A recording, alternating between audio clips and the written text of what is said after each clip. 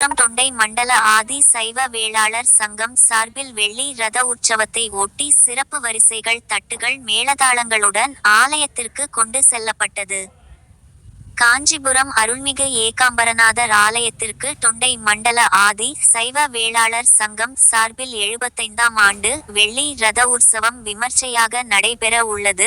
இதனை முன்னிட்டு காமராஜர் வீதியில் உள்ள தொண்டை மண்டல ஆதி சைவ வேளாளர் திருமண மண்டபத்தில் இருந்து பூஜை பொருட்கள், பல வகைகள் அபிஷேக பொருட்கள், வஸ்திரங்கள் உள்ளிட்டவர்கள் அடங்கிய வரிசை தட்டுகள் பூஜை செய்யப்பட்டு, சங்க தலைவர் டாக்டர் தில்லை பாஸ்கர் தலைமையில் பல்வேறு வீதிகளில் வீதி உலா வந்து ஆலயத்திற்கு கொண்டு சென்று சமர்ப்பிக்கப்பட்டது. இதில் சங்கத்தின் செயலாளர் சண்முகம், பொருளாளர் கார்த்திகேயன் ஆகியோர் முன்னிலை வைத்தனர். இதில் வெள்ளி ரதோற்சவ விழா குழு தலைவர் ஞான ஒளி, செயலாளர் கலைமணி ஆகியோர் உறுப்பினர்களுடன் சேர்ந்து விழா ஏற்பாடுகளை சிறப்பாக செய்திருந்தனர்.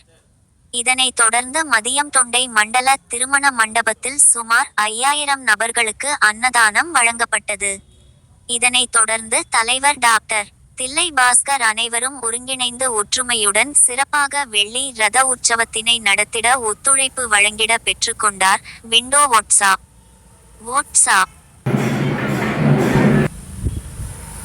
ஸ்டாப்.